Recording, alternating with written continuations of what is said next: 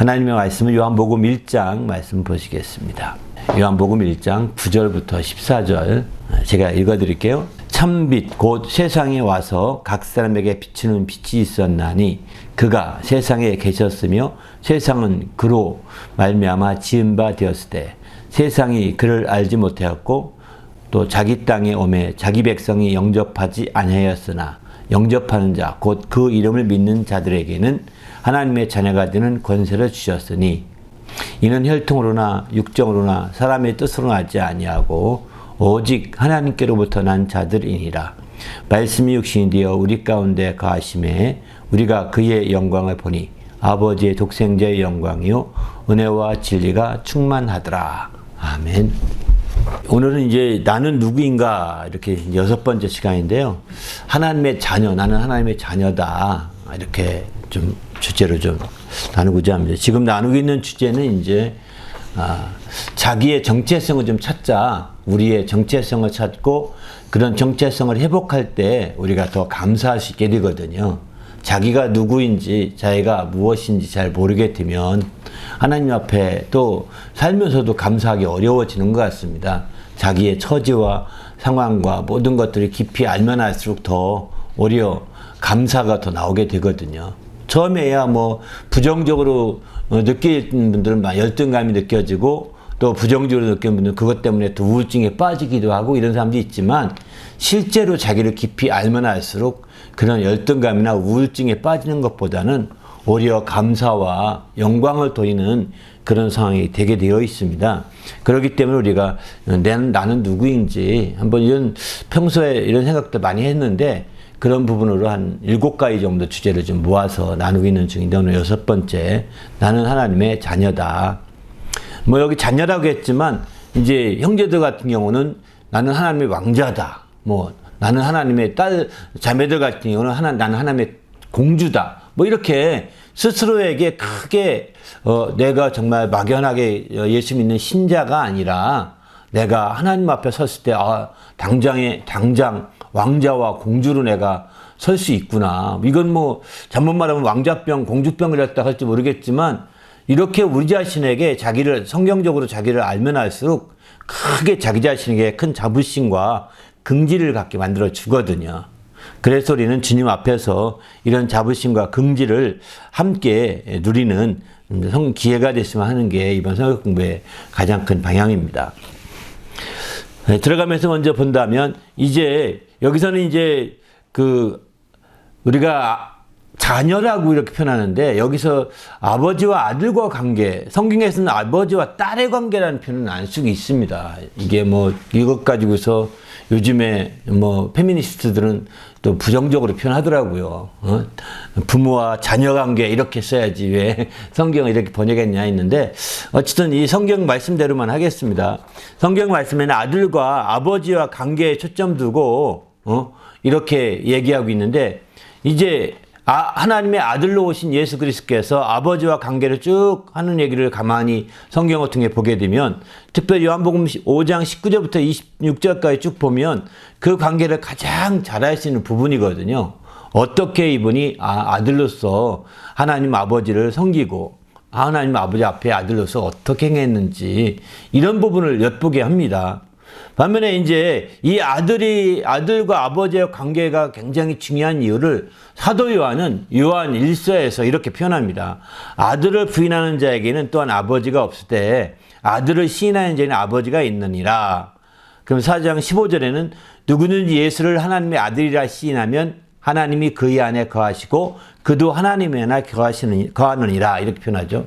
그러니까 하나님의 아들에 대한 시인이 굉장히 중요함을 표현하기. 더구나 요한일서 5장 5절을 보면 하나님의 예수께서 하나님의 아들이심을 믿는 자가 아니면 세상을 이기는 자가 누구겠느냐. 이길 수가 없다는 겁니다. 이렇게 예수께서 하나님의 아들이시고 이 하나님의 아들이심을 시인하고 믿는 것을 굉장히 사도 요한은 요한일서에서 굉장히 강조하고 있습니다. 왜 이게 중요하냐? 바로 그것은 바로 아들이 있는 자에게는 아버지가 있고 아들이 없는 자에게는 아버지가 없기 때문입니다. 바로 아버지와 아들 관계에 있어서 아들이라는 것은 바로 아버지가 있다는 것을 믿을 수밖에 없는 거죠. 아버지가 있다는 것. 아버지가 없는 아들이 존재할 수 없기 때문입니다. 그 예수를 특별히 예수를 하나님의 아들이라고 말하는 것은 예수를 낳으신 하나님 아버지가 있구나 라고 하는 것을 믿지 말래도 예수만 믿으면 믿는 겁니다. 예? 이렇게 관계이기 때문에 사도 요한은 그래서 아들을 부인하면 예수가 하나님의 아들이 아니다 이렇게 부인하면 아버지를 안 믿는 것이 아버지가 없다 그 얘기는. 그러나 예수를 아들이라고 시인하는 자에는 아버지도 있다. 그 예수를 낳으신 아버지도 믿는 것이다. 이렇게 아버지도 시인하는 것이다. 이렇게 표현하는 것과 똑같은 거죠. 그래서 우리가 아버지와 아들 관계를 이 사도 요한은 굉장히 그 관계를 통해서 바로 하나님 아버지의 계심. 우리는 인류로서 하나님을 직접 뵌 사람은 별로 없다, 거의 없다고 그러거든요. 모세가 잠시 하나님의 여호와의 등 뒤를 좀 보았을 뿐이지, 직접 얼굴을 뵙고 이렇게 한 자는 실제 없다. 하나님을 본 사람이 없다고 예수님도 이렇게 말씀하셨거든요. 그런데 우리는 하나님 믿게 되잖아요. 그죠? 그러니까 그 믿는 그것은 아들을 통해 믿는 것이죠. 예수가 하나님의 아들이심을 믿음으로 말미암아 그 낳으신 그 아버지가 계시구나 이렇게 알 수 있는 것이고, 예수가 하나님의 아들이시라는 것을 맨 처음 이제 성경에서 이렇게 얘기하게 된 것은, 성경에서 말한 것이 하늘에서 음성이 들려서 증언하게 된 것은 예수께 침례받고 올라오실 때 저는 내 사랑하는 아들이요 내 기뻐하는 자다 이렇게 말씀하시거든요. 그러니까 맨 처음 공생에 들어가자마자 저는 내 사랑하는 아들이다. 그러니까 하늘에서 들리기를 저는 내 사랑하는 아들이다 하니까 당연히 우리는 어떻게 이해하겠습니까? 하나님의 아들이다 이렇게 이해할 수밖에 없는 거죠. 그리고 내 기뻐하는 자다 이렇게 말씀하시거든요. 그리고 마침내 그래서 사도들은 주는 살아계신 하나님의 아들이시라고 그런 고백을 하기 시작한 거죠. 그리고 그런 믿음의 고백이 사도 요한을 통해서는 더 확실하게 바로 예수가 하나님의 아들이심을 믿을 때 우리가 세상을 이길 수 있다. 예수가 하나님의 아들이심을 시인하고 믿는다는 것은 바로 그 안에 그의 아버지인 하나님이 바로 그와 함께 있다는 것을 믿는 것과 똑같다라고 이렇게 말하고 있는 거죠. 이런 관계를 이해해 보는 것이 먼저 우리가 나의 자녀됨에 대해서 이렇게 충분하게 우리가 긍지를 갖게 만들기 전에 이런 기초적인 이해가 꼭 필요한 것 같습니다. 그래서 내가 하나님의 자녀다. 어디 가서 이렇게 말하면 그러면 너를 거듭나게 한 하나님 아버지가 계신 거야? 이렇게 믿게 하는 거죠. 물론 내가 하나님의 자녀가 아니라 누가 아무개의 아들이거나 딸이잖아요, 우리는. 그죠? 아무개 어떤 성함을 있는 그분의 딸이고 아들이잖아요. 그런데 그러면 내가 있으므로 그 아버지를, 육신적인 아버지는 다 믿습니다. 안 봐도 계신 거는 이 땅에 계셨다 먼저 돌아갈 수 있어도 그 분명히 계신 것을 신뢰하고 믿게 되는 거죠.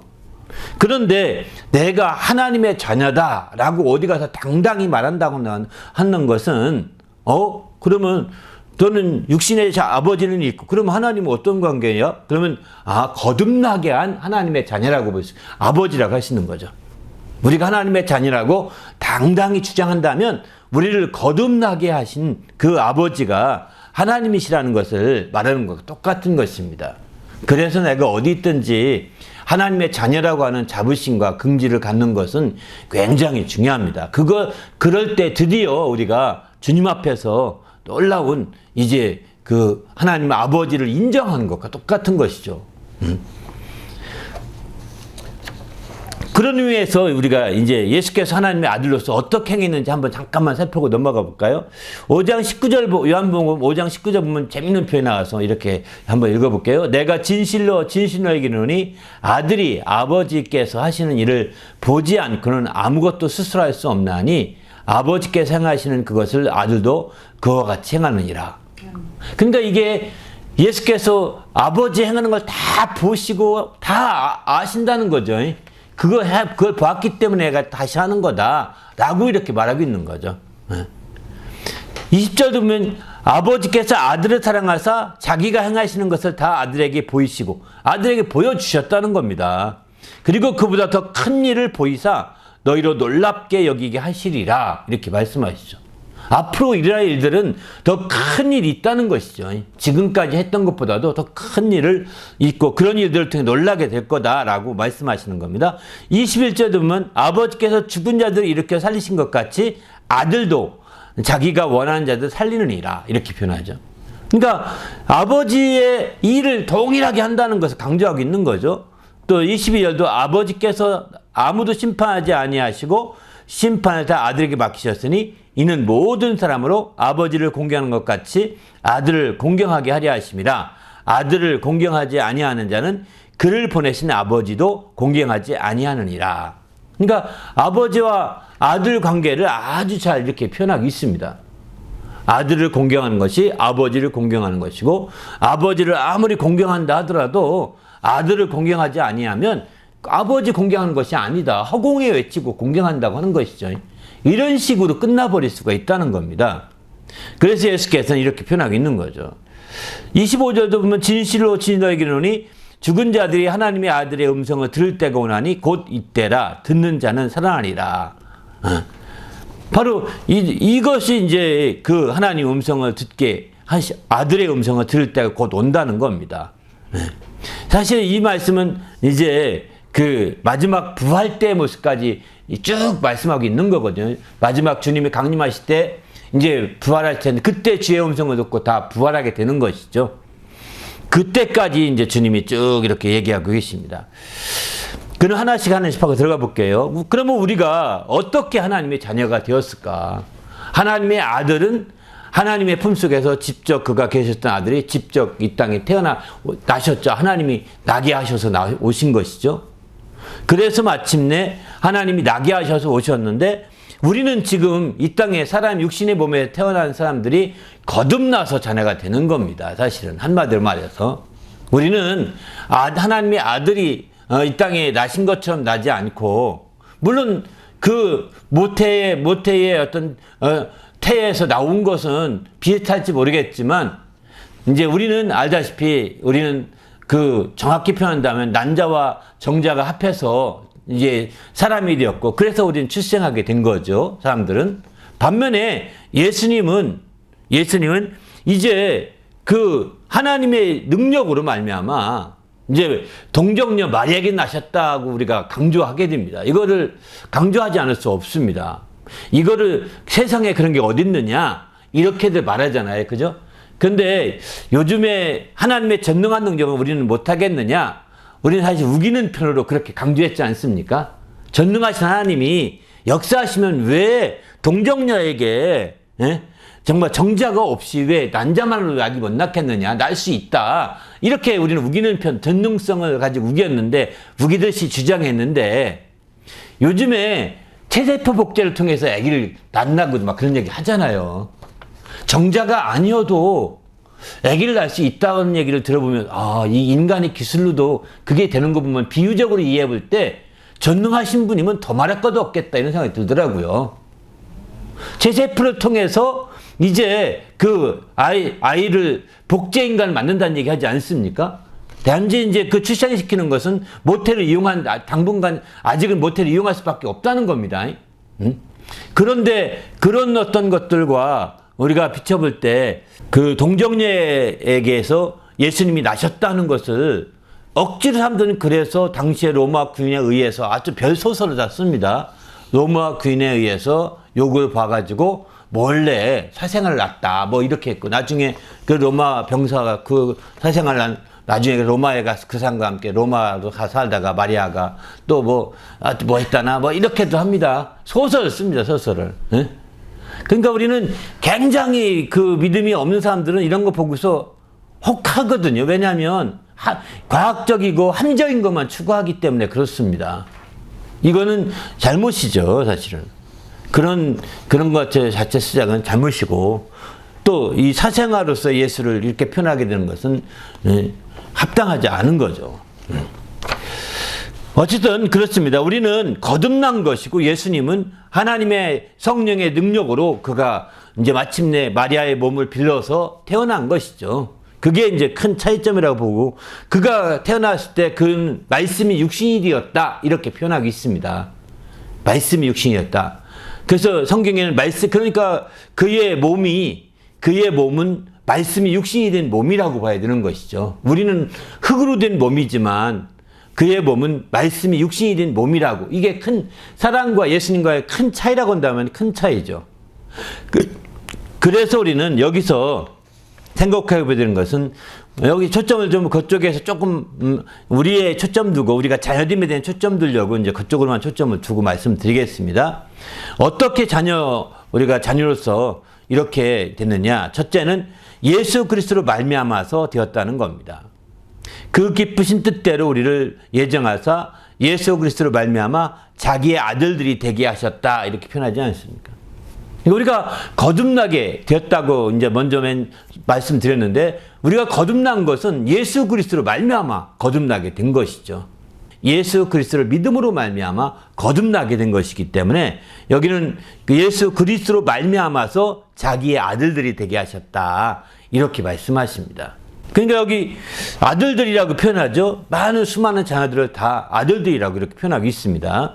그 두 번째는 그리스도 예수 안에서 믿음으로 말미암아서 이제 예수 안에서 믿음으로 말미암아서 하나님의 자녀가 되었다. 갈라디아 3장 26절 보면은 다 믿음으로 말미암아 그리스도 예수 안에서 하나님의 아들이 되었으니 믿음이라고 하는 앞에는 예수라고 말씀했고 여기는 믿음에 초점 두고 얘기하고 있는 겁니다. 세 번째는 영접하는 자. 이게 종합적으로 말하고 있는 겁니다. 곧 그 이름을 믿는 자. 곧 오늘 본문 아까 읽었던 말씀인데요. 영접하는 자, 곧 그 이름을 믿는 자들에게는 하나님의 자녀가 되는 권세를 주셨으니 이렇게 표현하죠. 여기서는 영접한다고 하는 것은 그 이름을 믿는 것을 영접하는 것이라고 이렇게 표현하고 있습니다. 좋은 말로는 영접한다고 할 때 주님을 마치 인격적으로 우리 마음속에 주인으로 모시고 중심에 모신다 한 차원에서 어서 오십시오, 들어오십시오 이렇게 우리가 표현하지만 사실은 주님이 그렇게 해서 우리 속을 뚫고서 우리 속에 거하는 그런 분이 아니라 사실은 주님 예수 이름을 믿는 것입니다. 영접하는 것과 예수 이름을 믿는 그래서 여기서 영접한다고 할 때는 예수 이름을 영접하는 것이라고 보셔야 됩니다. 그 이름을 믿는데 그 이름을 영접하는 거죠. 그 이름을 환영해서 받아들이는 거죠. 이렇게 될 때 예수 이름을 우리가 믿게 될 때 그 이름을 믿고 그 영접할 때 자녀가 되는 권세가 있다. 여기는 이렇게 표현하고 있습니다. 앞에서는 정확히는 예수로 말미암아 자기 아들들 되게 하시고 또 그 믿음으로 말미암아 예수 그리스도 안에서 하나님의 아들이 되게 하시고 또 예수 그리스도의 이름을 믿고 그 이름을 영접함으로 말미암아 자녀가 되는 권세를 갖게 되고 이렇게 표현합니다. 대표적으로 우리가 어떻게 자녀가 되었을까라고 얘기할 때 이런 세 가지 표현들을 대표적으로 이렇게 말하고 있습니다. 그래서 우리가 아주 직접적으로 언급한 것이 있고 또 그분을 믿는 믿음에 대해서 말한 것이 있고 또 그분의 이름에 초점 두고 말한 것이 있다는 겁니다. 조금씩 그 양상이 다릅니다. 예수 그리스도의 직접적으로 예수 그리스도로 말미암아 이 얘기는 여기서 강조하고자 하는 것은 예수님이 죽으시고 그 피로 우리가 속죄를 얻어서 우리가 구원받고 자녀가 되는 이런 과정을 설명할 때는 예수 그리스도로 말미암아라고 이렇게 표현을 씁니다. 그런 표현과 연결되게 됩니다. 반면에 이제 예수 믿음으로 말미암아 그리스도 안에서라는 것은 이제 그런 속죄와 그런 모든 것들의 은혜에 대해서 믿음으로 정말 예수 그리스도가 하나님의 아들이시고 그리스도라고 하는 것을 믿음으로 이렇게 그 안에서 이제 하나님의 자녀가 되는 것이죠. 그러니까 예수 그리스도의 어떤 그 신분과 예수 그리스도의 그 속성을 그대로 믿는 겁니다. 그 믿음을 이제 그리스도 안에서 마침내 자녀가 되는 것이죠. 그런 믿음을 가질 때 그리스도 안에서 그런 믿음을 가질 때 자녀가 됨을 얘기하고 있는 거고요. 또 요한복음 1장 오늘 본문에서는 바로 예수 이름을 예수라고 하는 그 이름을 믿고 영접해서 그 이름을 중심에 두는 것이죠. 그리고 항상 그 이름을 중심으로 하는 우리의 삶을 사는 것. 이게 굉장히 중요한 자녀로서의 중요한 정말 것이라고 가르쳐주고 있는 거죠. 우리가 예루살렘에 큰 성전이 있지만 솔로몬이 그렇게 말하지 않습니까? 이 성전이 하나님이 계신 곳이 아니라 하나님의 이름을 둔 곳이다. 이렇게 말하거든요. 우리 몸도 하나님의 성전이라고 합니다. 그것은 하나님의 이름을 주는 것이지 하나님이 내 안에 계신 것 이렇게 표현한 것보다는 하나님이 내 이름을 내 안에 둔 것이라고 보는 거죠. 그래서 그의 이름을 영접하고 그 이름을 믿는 자가 장하된 권세가 있다라고 이렇게 말하겠는 거죠. 그러면 우리는 사람은 이름과 그 실체, 인격체가 괴리가 됩니다. 이해되십니까? 사람은 이름과 그 인격체가, 실체가, 괴리가 이렇게 떨어질 수 있거든요. 왜냐하면 시공간의 제한을 받기 때문입니다. 그 이름은 여기 있지만, 내 실체는 여기 있지만, 이름은 저 토론토 그 다운타운에 있을 수 있거든요. 거기서 막 내 이름 가지고 시컷 떠들고 말하고 누구 어떻고 막 이러면 내 이름이 거기서 시컷 욕 먹는 거잖아요. 에? 이런 식이라고요. 이름과 다릅니다.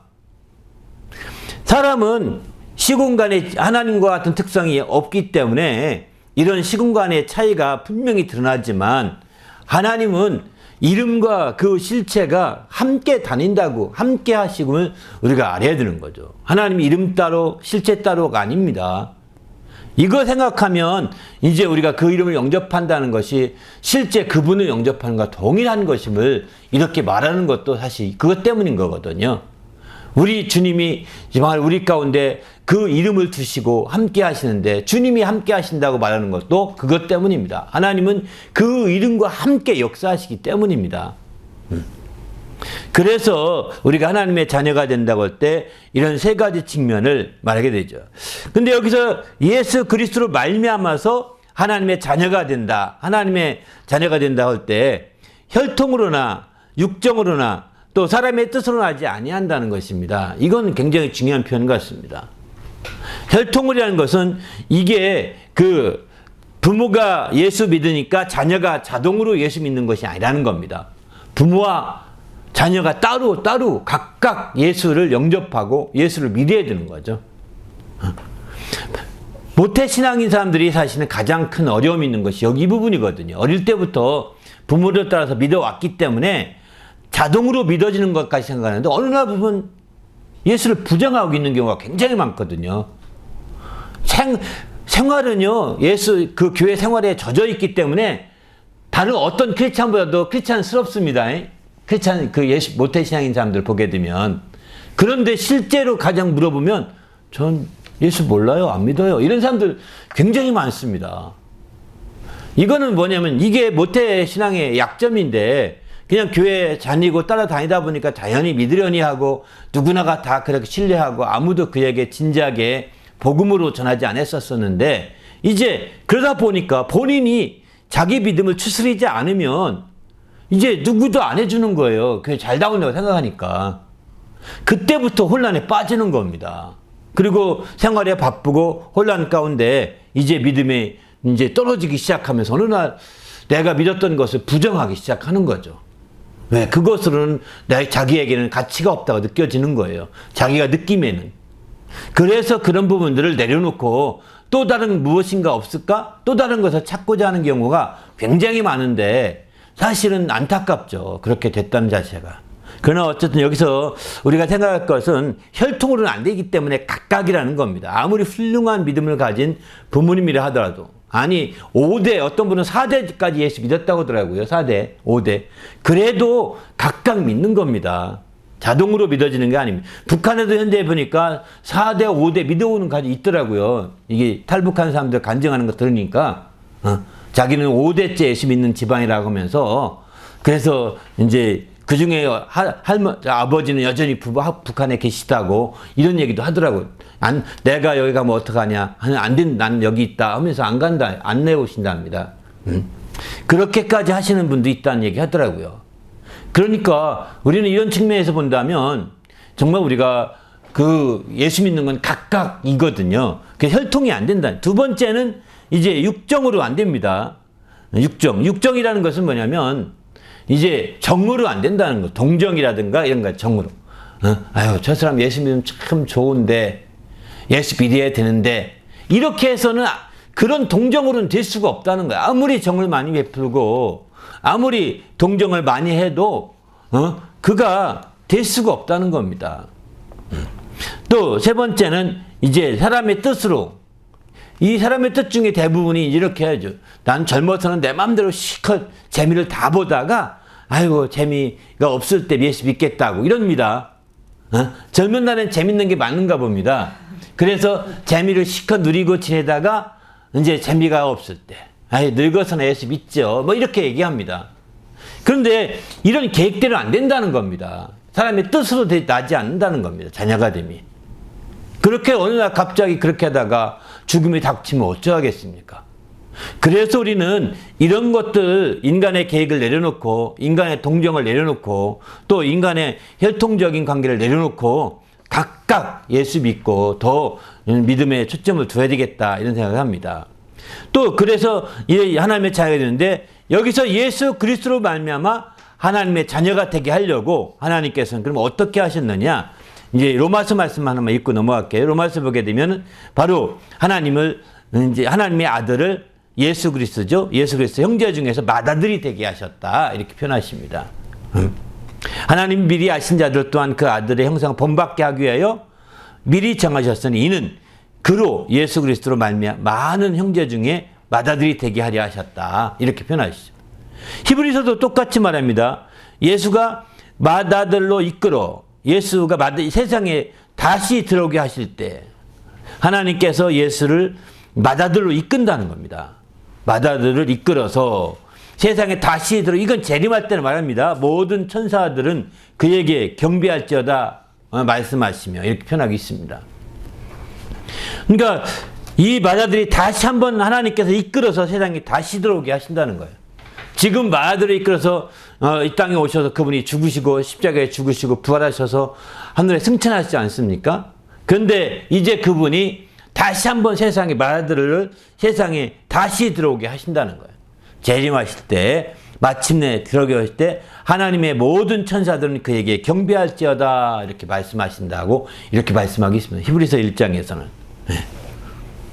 그리고 계속 히브리서 5장 8절부터 10절까지 보면 그는 아들이시면서 받으신 고난으로 말미암아 순종을 배워서 온전하게 되셨고 자기에게 순종하는 모든 자들의 영원한 구원의 근원이 되시고 또 이렇게 해서 마침내 대제사장이라 칭함을 받으셨다고 이렇게 말합니다. 대제사장이라는 것은 바로 우리 사람들을 대신하는 제사장인 거거든요. 우리 사람들을 대표하는 제사장입니다. 성경에는 예수님을 두 가지로 얘기하거든요. 하나는 사도요. 하나님의 믿는 도리의 사도이시며 대제사장이다. 이렇게 두 가지로 예수님을 히브리서는 소개를 합니다. 사도는 하나님이 보낸 사도라는 뜻입니다. 하나님이 보낸 사람이, 보낸 분이시죠. 그리고 대제사장은 사람이 대신해서 대표로 하나님 앞에 나간 분을 대제사장이라고 하거든요. 예수님은 사람의 대표로, 하나님의 대표로 중간에 이렇게 중첩된 역할, 중복된 역할을 하고 계신 거죠. 그래서 예수님은 바로 믿는 도리의 사도이시며 또 이제 예수님은 대제사장이시다. 이렇게 히브리서는 강조하고 있습니다. 그러면 하나님의 자녀는 어떠한 자녀들이냐, 어떤 특성이 있느냐 하는 거죠. 하나님의 자녀는 하나님의 흠없는 자녀다. 이렇게 표현하고 있습니다.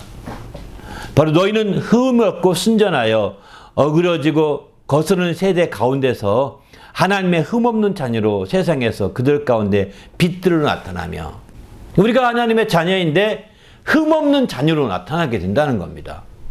지금은 우리가 우리 자신을 보더라도 흠투성이죠. 사실은 우리가 자기 자신을 보더라도 흠이 엄청 많죠. 하지만 성경은 분명히 하나님의 자녀라면 흠없는 자녀다 이렇게 말하고 있습니다. 그래서 우리가 하나님의 흠없는 자녀로 우뚝 서게 되는 거죠. 또 두 번째는 주 안에서의 빛의 자녀다 이렇게 말합니다.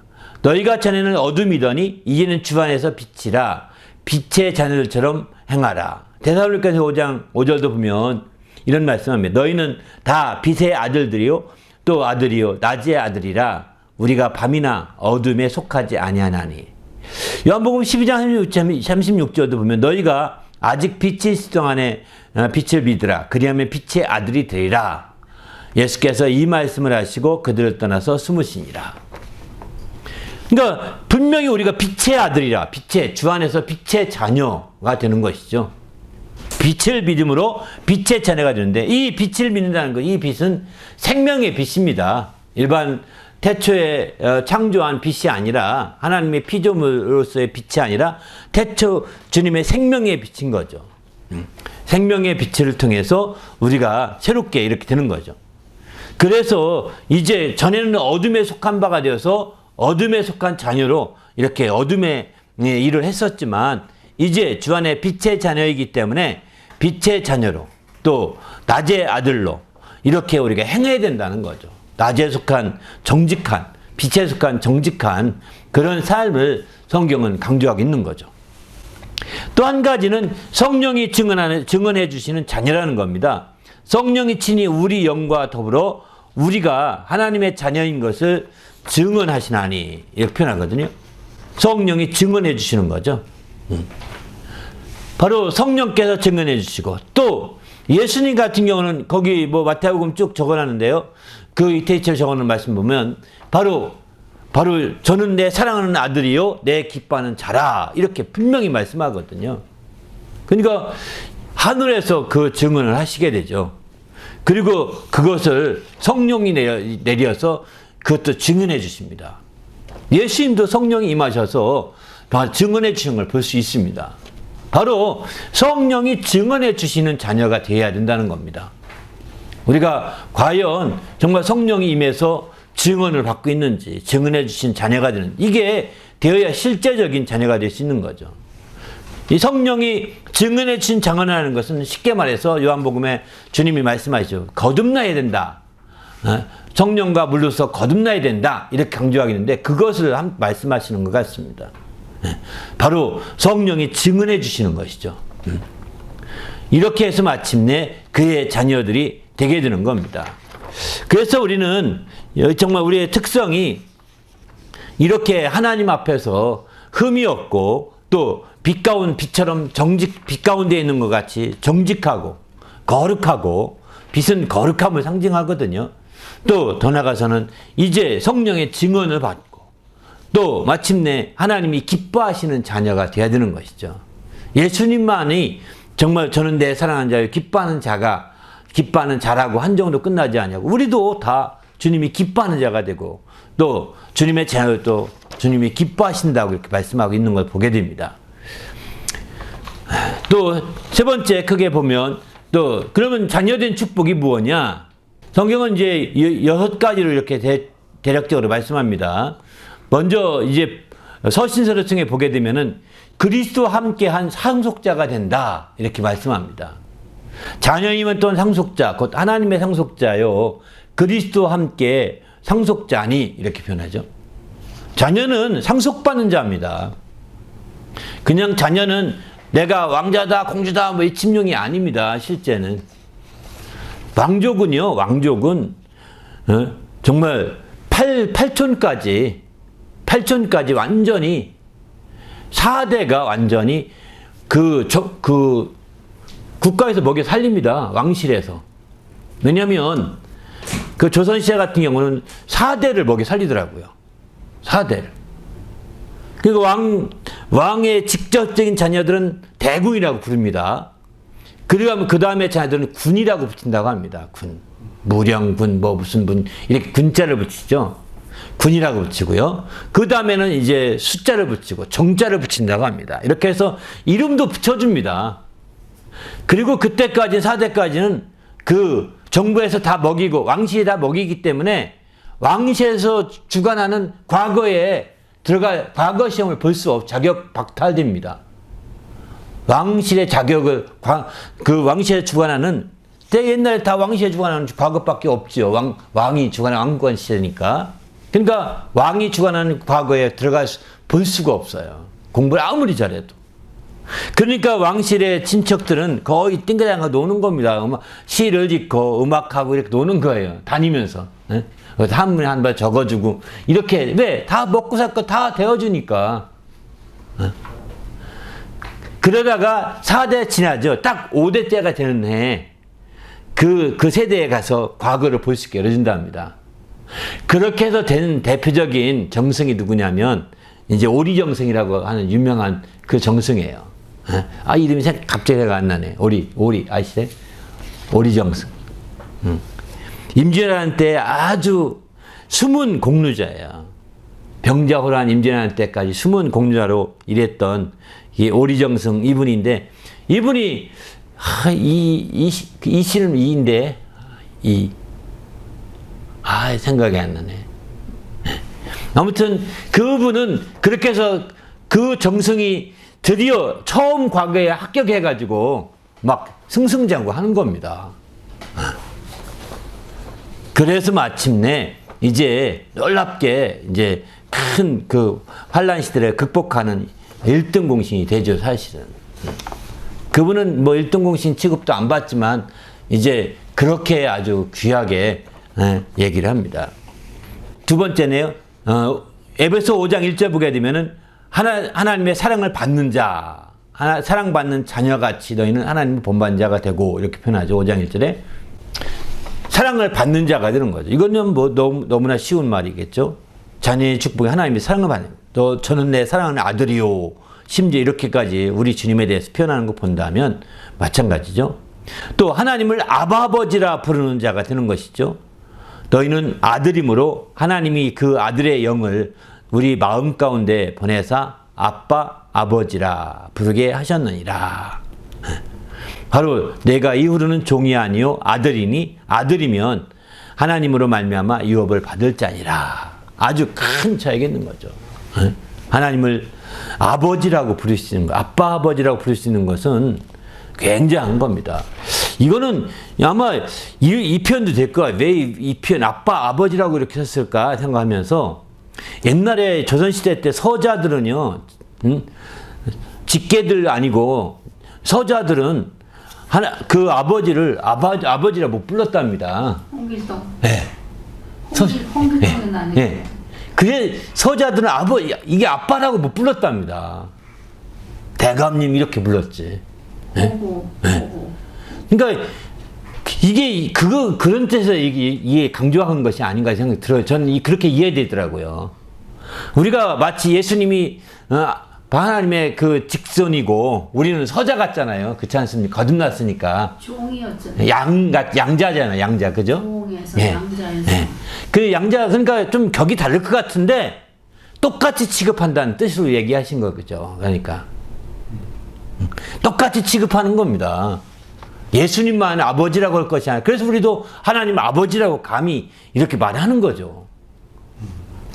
바로 이제 하나님의 이 아들의 영을 받았기 때문에, 우리가 받아서 믿기 때문에 이와 같이 서자도 아니고 종도 아니고 우리는 이제 완전히 하나님의 자녀이기 때문에 아버지라, 아빠, 아버지다. 양자만 하더라도 괜히 이렇게 쭈삣쭈삣하지 않습니까? 내가 양자로 왔는데 아버님이라고 부르기는 뭐하니까 아빠라고 못 부를 겁니다. 양자는, 그죠? 아버님이라고 부를지 모르지만 존댓말로 아빠, 아버지라고 부른다는 것은 직손인 거예요. 그야말로 막 친아들인 거예요. 완전히. 그의 친아들인 거예요. 서자가 절대 아닌 거죠. 직계 후손이기 때문에 아주 이제 아빠라고까지 부를 수 있다는 거예요. 이게 이런 표현이 왜 이렇게 번역을 했을까? 실제 이 아빠란 표현이 헬라어나 히브리어마다 아빠가 있다고 합니다. 그 우리말 똑같은 그런 뜻이라고 합니다. 아바. 똑같다고 합니다. 실제로. 그러니까 애칭인 거죠.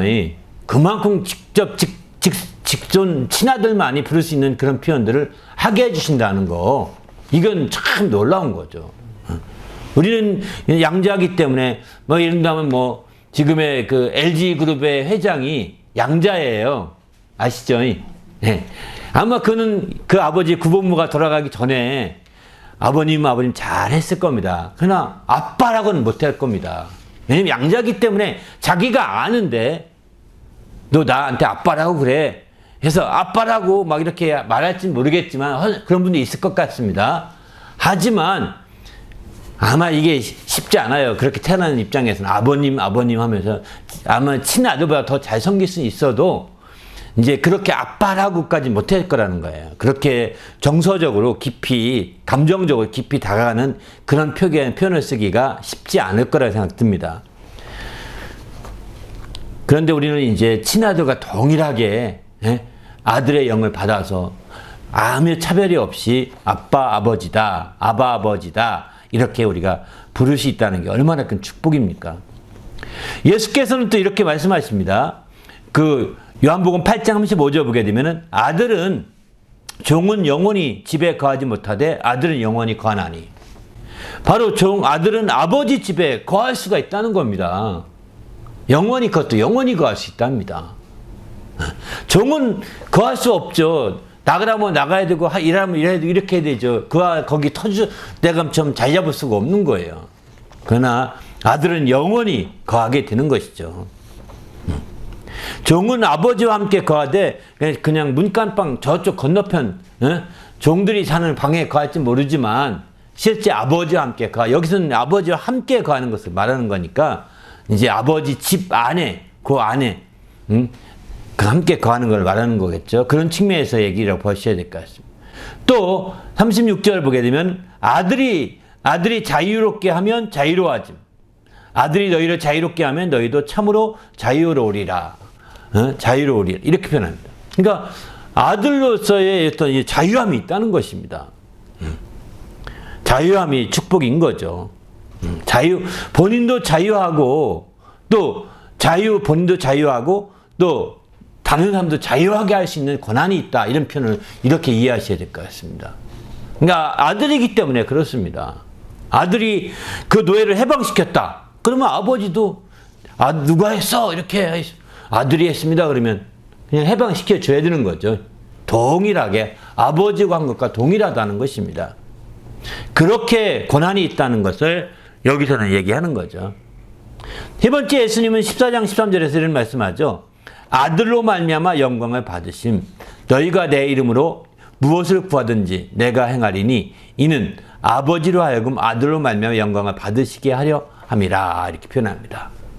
바로 아들은 아버지를 영화롭게 하고 아버지를 이제 이렇게 영광을 받으시도록 하는 놀라운 정말 축복의 기회가 주어지는 거죠. 아버지를 직접 대해서 아버지가 영광 받으시도록.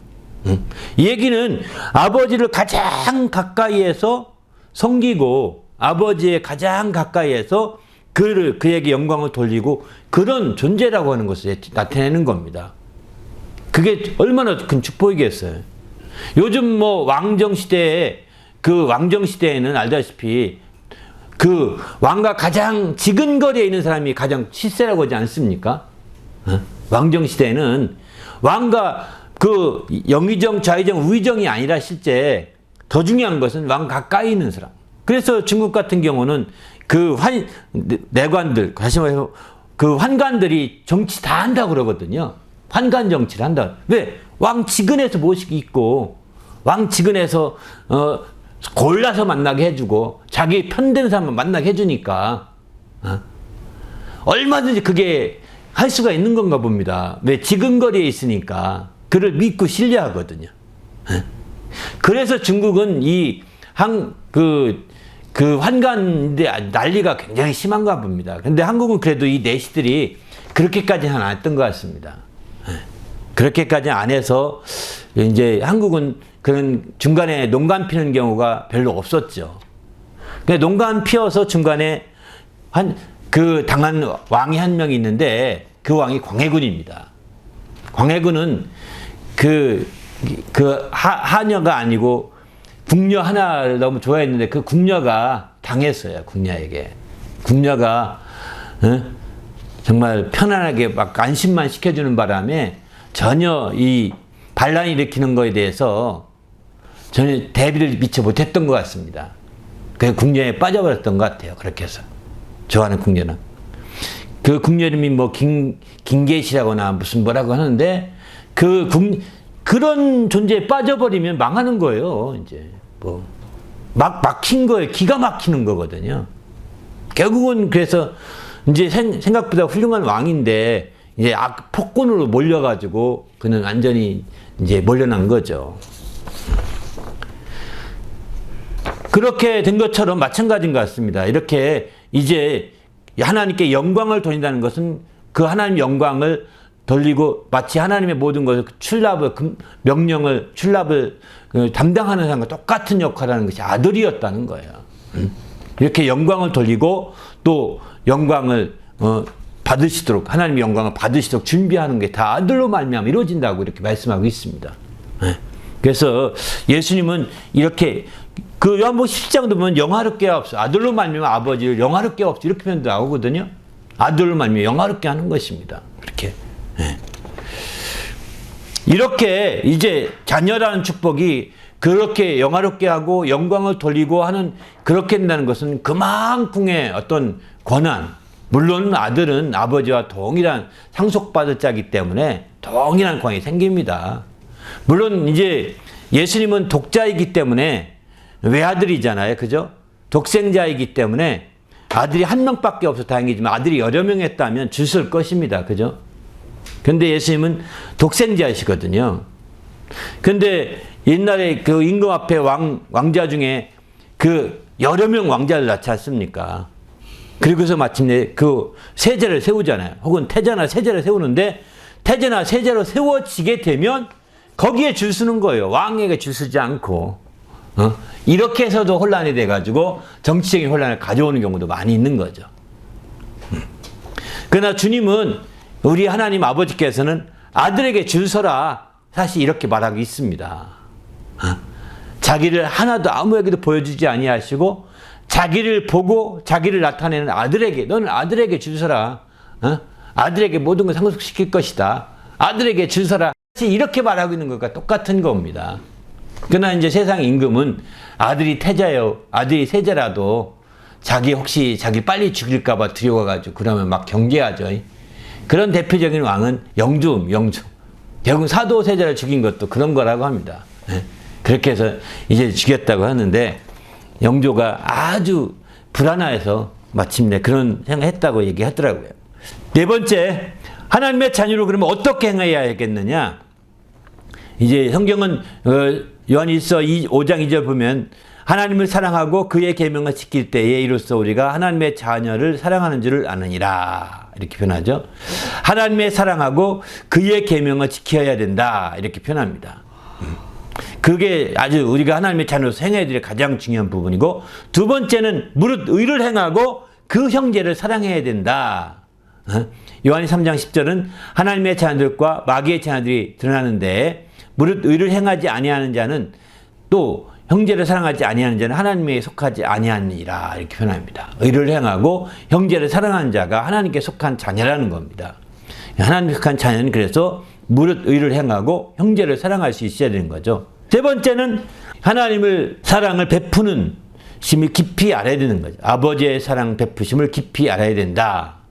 요한이 3장 1절에 보면 보라 아버지께서 어떠한 사랑을 우리에게 베푸사 하나님의 자녀라 일컬음을 받게 하셨는가 우리가 그러하도다. 그러므로 사람이 세상이 우리를 알지 못함은 그를 알지 못함이라. 그러니까 하나님이 어떠한 사랑을 베풀었는지 그거를 그래서 우리가 하나님의 자녀 일컬음을 받게 되는지 이거를 우리가 알아야 된다는 거죠. 그 사랑을 깊이 알아서 이제 하나님의 자녀로 우리가 당당히 나갈 수 있어야 되는 거죠. 2장 21절에는 죄가 그 이름을 사하심을 받음. 네, 자녀들아 내가 너희에게 쓰는 것은 너희 죄가 그의 이름으로 말미암아 죄상을 받으며 나의 자녀들아 내가 이것을 너희에게 쓰면 너희로 죄를 범하지 않게 하려 함이라. 만일 누가 죄를 범하여도 아버지 앞에서 우리에게 대언자가 있으니 곧 의로우신 예수 그리스도시라. 이 얘기는 여기 4번부터 8번까지는 뭐냐면 자녀들한 부분들 중심으로 쭉 정리한 겁니다. 자녀들한 부분. 왜냐하면 이 자녀들한 표현 자체가 그냥 막연하게 육신의 자녀가 이렇게 육신의 자녀라는 표현이 아니라 하나님의 자녀들아 이런 표현 대상으로 한 것과 똑같거든요. 예, 그렇게 이해해 보시는 것도 우리가 바람직한 것 같아서 이렇게 자녀들아 한 표현들을 정리했는데 보니까 첫 번째로 보면은 이제 죄가 그 이름으로 사함 받음을 알아야 되는 거죠. 진정한 자녀가 된다면. 두 번째는 이제 주 안에 거하는 거죠. 이게 이제 자녀들아 주 안에 거하라. 하나님의 자녀들에게 얘기하는 거죠. 육신의 자녀들에게 사도 요한이 육신의 자녀들에게 사도 요한은 결혼 안 한 걸로 알고 있거든요. 그러니까 육신의 자녀들이 없죠. 그리고 성도들을 자녀라고 표현할 수도 있는데 하나님의 자녀들이라는 표현을 이렇게 표현하는 것이 바람직한 것 같아서 이렇게 요한일서에서 이런 말씀을 정리해 본 거거든요. 또 세 번째는 그의 의로움과 같이 의로하라. 자녀들아 아무도 너희를 미혹하지 못하게 하라. 의를 행하는 자는 그의 의로움과 같이 의롭고 5장 21절도 자녀들아 너희 자신을 지켜 우상에 멀리하라 이렇게 표현하죠. 그러니까 의로우신 같이 의롭다는 것은 우상을 멀리하는 것이죠. 우상을 멀리하고 오직 하나님 뜻대로 할 때에 자녀로서 이렇게 당당히 행하게 되는 것입니다. 그 다음에 이제 7번째는 자녀들아 우리가 말과 혀로만 사랑하지 말고 행함과 진시함으로 하자. 이렇게 말과 혀가 아닌 행함과 진시함으로 사랑하는 것이 하나님의 자녀로서 행해야 될 마땅한 바라 이렇게 볼 수 있을 것입니다. 또 4장 4절 요한일서 4장 4절은 자녀들아 너희는 하나님께 속하였고 또 그들은 세상에 이겼나니 너희 중에 이는 너희 안에 계시니가 세상에 있는 자보다 크심이라. 요한일서 4장 이렇게 말합니다. 또 갈라디아 4장 19절도 보면 여기 나의 자녀들아 할 때도 이 사도 바울은 결혼도 안 했는데 무슨 나의 자녀라고 할 때 자녀가 없잖아요. 이게 여기 성도들을 그렇게 말하는 건데 이런 성도들도 마찬가지로 하나님의 자녀들이죠. 그래서 너희 속에 그리스도의 형상을 이루기까지 다시 너희를 위하여 해산한 수고를 하노니 이렇게 표현하거든요. 그러니까 하나님께 속하여 정말 그들을 이기는 자가 돼야 된다는 거죠. 세상을 이기는 자가 돼야 되는 거죠. 이렇게 우리가 하나님께 속하는 자가 될 때 정말 확실한 자녀로서의 우리의 중심을 지켜나갈 수 있다고 이렇게 말합니다. 그리고 궁극적으로는 갈라디아 4장 19절 말씀처럼 이제 그리스도의 형상을 이루기까지 우리가 계속 깨어 있을 수밖에 없는 거죠. 바로 누군가가 우리를 섬기고 인도하는 자들이 해산하는 수고를 하는데 그래서 우리가 그리스도 형상을 이루기까지 우리가 그때까지 계속해서 깨어 있어야 되는 거죠. 이런 삶이 우리가 주 안에서 우리가 해야 될 가장 중요한 부분이 아닌가 이런 생각이 듭니다. 우리가 자녀라고 우리가 난 자녀다 이렇게 자부심 가지고 긍지 가지고 사는 건 너무 중요합니다. 하지만 자녀답게 살지 못하는 것은 우리가 돌이켜야 될 가장 큰 문제 중에 하나거든요. 하나님의 자녀답게 당당하게 살지 못하는 이런 자녀들. 예를 든다면 우리가 예를 들어 왕의 자녀면 왕자들이겠죠. 왕자들은 어디 가도 왕자로서 당당해야 되는데 왕자가 쭈삣쭈삣하고 왕자가 종노릇이나 하고 한다면 말이 안 되잖아요. 그러니까 세상에 나가서 왕자가 당당하지 못하고 세상에 굴복하고 살고 있는 모습들을 보면 하나님이 얼마나 안타까워하실까 이런 생각이 듭니다. 그래서 우리는 주님 안에서 철저히 정말 왕자로서의 당당한 모습, 주 안에서의 당당함이 세상에 나가서도 이런 당당함으로 함께 정말 자부심과 당당함으로 승화될 필요가 있는 거죠. 왜 제가 이렇게 나는 누구인가 이렇게 얘기하기 시작했냐면 정말 신앙생활 하다 보면 의기소침할 때가 있습니다. 주저앉고 뭔가 이렇게 뒤로 뒤로 막 뭐라고 할까요? 자꾸 좌절하고 자포자기 하고 막 하면서 이렇게 할 때가 있거든요. 그때에 어느 날 기도하는데 갑자기 이렇게 나의 신분을 생각하게 되더라고요. 그러면서 내가 이렇게 있을 건 아니지. 내가 왜 이렇게 있지? 하면서 후를 털고 나왔던 적이 있었는데 그때 생각했던 이 가지를 이렇게 지금 성경 공부를 하고 있는 거거든요. 그 중에 한 가지가 나는 왕자다. 나는 하나님의 자녀다. 아니 정확히 표현하면 나는 남자니까 왕자다. 막 이렇게 얘기하면서 막 이런 식으로 막 고백하고 크게 외쳤을 때 오히려 내 영혼에 큰 자유함을 느꼈어요. 환경이 바뀐 것이 아니라 상황이 바뀐 것이 아니라 내 영혼의 자유를 느낀 거죠. 평안함을 느낀 거죠. 그리고서 이제 지금까지 이 일을 계속 할 수 있었던 것 같습니다. 아무튼 우린 주님 안에서 우리가 자녀로서 이런 당당함과 또 이렇게 당당함을 발휘하기 위해서는 자녀된 축복이 무엇인지를 깊이 알아야 됩니다. 자녀된 축복이 무엇인지를 깊이 모르게 되면 이거는 정말 당당할 수가 없습니다. 자꾸 끌리게 되는 거죠. 왜? 육신적으로만 보기 때문입니다. 육신적으로는 우리가 다른 육신적으로 훌륭한 사람이 워낙 많거든요. 그렇지 않습니까? 나도 육신적으로 괜찮다고 할 수 있겠지만 육신적으로 나보다 훨씬 뛰어난 사람이 훨씬 많거든요. 그런 사람들 주위에 보세요. 수두룩합니다. 그렇게 그들만 대하다 보면 우리는 쫄리게 되는 거예요. 우리는 그들 앞에 정말 좌절할 수밖에 없는 거예요. 그러나 우리는 그들 앞에 좌절하고 쫄릴 것이 아니라 이제 영적으로는 당당한 사람이 되어서 이렇게 주님 앞에 이런 축복을 하나님 앞에도 올라온 축복을 생각하며 당당한 사람이 되어서 나갈 수 있기를 부탁드립니다. 결론적으로 보면 이 말씀을 드리고 싶습니다. 이제 요한복음 11장에 보게 되면 이거는 이제 대제사장이 당시에 한 얘기인데요. 대제사장이 가야바가 한 말인데 이렇게 말을 합니다. 49절부터 보게 되면 가야바가 그들에게 말하되 너희가 아무것도 알지 못하는도다. 한 사람이 백성을 위하여 죽어서 온 민족이 망하지 않게 되는 것이 너희에게 유익한 줄을 생각하지 아니하는도다 하였으니 이렇게 가야바가 말했는데 대제사장인 가야바가 말했는데 이렇게 말한 것은 이 말은 스스로 한 말이 아니라는 겁니다. 스스로 말함이 아니요. 스스로 함이 아니요. 그 해의 대지상이므로 예수께서 그 민족을 위하시고 또 그 민족만 위할 뿐 아니라 흩어진 하나님의 자녀들을 모아 하나가 되게 하기 위하여 죽으실 것을 미리 말함이라라. 공적으로 말한 거라는 겁니다. 당시의 대시장이 그냥 인간적으로 세워진 대시장이 아니라 하나님께서 그런 대시장도 쓰신다는 것을 보여주고 있는 거죠.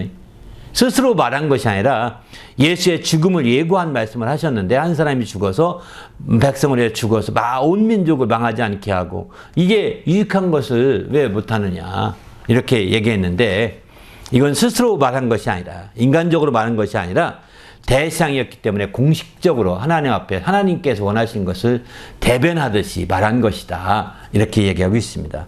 그때 그 뜻을 이제 사도 요한은 이렇게 풀어서 설명하고 있는 거죠. 예수께서 그 민족을 위하시고 또 그 민족뿐 아니라 흩어진 하나님의 자녀들을 모아 하나로 되게 하기 위해서 죽으신다는 거예요. 그러니까 우리는 하나님의 자녀로서 지금 최후에는 하나로 모아지게 될 것입니다. 하나님의 자녀로 하나가 되는 것이죠. 이렇게. 네. 바로 그 민족이라고 표현할 때는 이제 유대 민족을 여기서 이제 주로 얘기하겠죠. 유대 민족 외에도 많은 하나님의 자녀들, 이후에 펼쳐지게 될 수많은 자녀들, 하나님의 자녀들을 흩어져 있는 하나님의 자녀들, 정말 그들을 다 하나로 주님 앞에 모으게 되는 것이죠. 바로 주의 날에 그날이 그렇게 되는 날이 될 것입니다. 그렇게 해서 마침내 그 자녀들을 붙들어주고자 했던 거죠.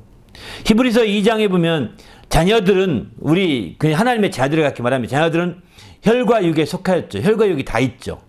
또한 같은 모양으로 혈과 육을 함께 지니심은 예수님을 그렇게 말하면 이거는 지니심은 죽음을 통하여 죽음의 세력을 잡은 자 곧 마귀를 멸하시며 또 죽기를 무사함으로 편평생 매여 종로타는 모든 자들 로와 주려 하심이니 이는 확실히 천사들을 붙들어 주려 하심이 아니요 오직 아브라함의 자손을 붙들어 주려 하심이라 이렇게 표현합니다.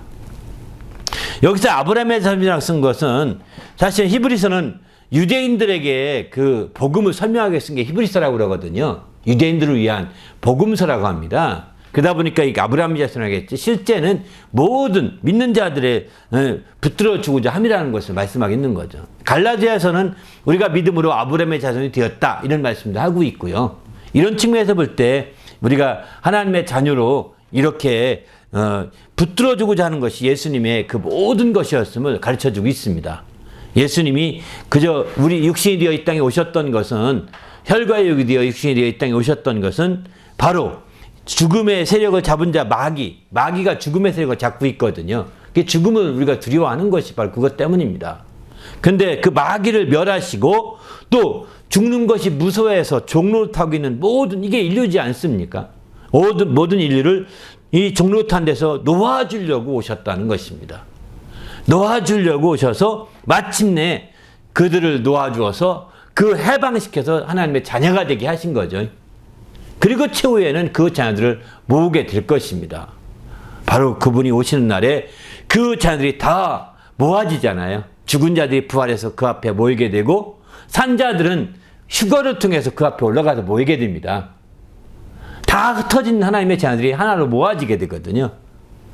바로 주님의 재림하시는 그날에 그리해서 하나님 앞에 영광을 돌리게 되는 거죠. 그래서 우리는 정말 그날을 생각해 보면 우리가 주님 안에서 이렇게 내가 그저 멀리 하나님 저 하늘 끝에나 계시는 하나님, 그리고 나는 지구 저 한쪽 구석에 살고 있는 나, 이렇게 생각하지 말고 하나님과 한 가족이 된 것입니다. 할렐루야. 하나님과 한 가족이 되고 한 권속이 된 거죠. 하우스홀드라는 말을 쓰는데 한 권속이 된 겁니다. 하나님과 한 가족이 되고 한 권속이 되어서 우리가 이제 그의 자녀라고 이렇게 고백하게 되는 거죠. 그냥 권속이라고 할 때는 그 집에, 하나님의 집에 가는 종들도 권속입니다. 종들도 다 집안 식구거든요. 그런데 그런 종으로서의 우리가 아니라 바로 하나님의 자녀로서 나 자신이라는 거죠. 권속 중에서도 자녀로서. 그래서 하나님을 직접 아버지라고 부르되 아빠 아버지라고 부르시는 그런 자녀라고 하는 거. 정말 양자보다 더 큰 깊은 친밀감이 있는 표현이지 않습니까? 또 서자는 아빠 아버지라 부를 수가 없습니다. 요즘 시대는 서자도 아버지라 부르고 당당히 같이 살더라고요. 보니까. 그래서 옛날 조선 시대는 서자들은 아버지라 부를 수가 없었다고요. 더구나 요즘 시대도 양자로 가면 또 아버지라고 부르지만 정말 그 아빠 아버지라고 부르지 못하잖아요. 살았던 것이 있기 때문에. 그래서 우리는 여기서 알 수 있는 것이 아빠 아버지라 부를 수 있는 그 놀라운 자녀라는 것입니다. 이런 자녀로서의 축복을 정말 언제 누리시고 우리가 어렵고 힘들 때마다 자기 자신을 돌이켜서 내가 이런 나의 신분을 꼭 회복하시고 나의 정체성을 회복하셔서 당당히 사는 성도가 되시길 바랍니다. 함께 오늘 말씀 생각하며 기도할 때 하나님의 은혜로 늘 채워주시고 함께 해달라고 간절히 기도하시고 일단 마치고 그 다음에 질문을 함께 받도록 하겠습니다.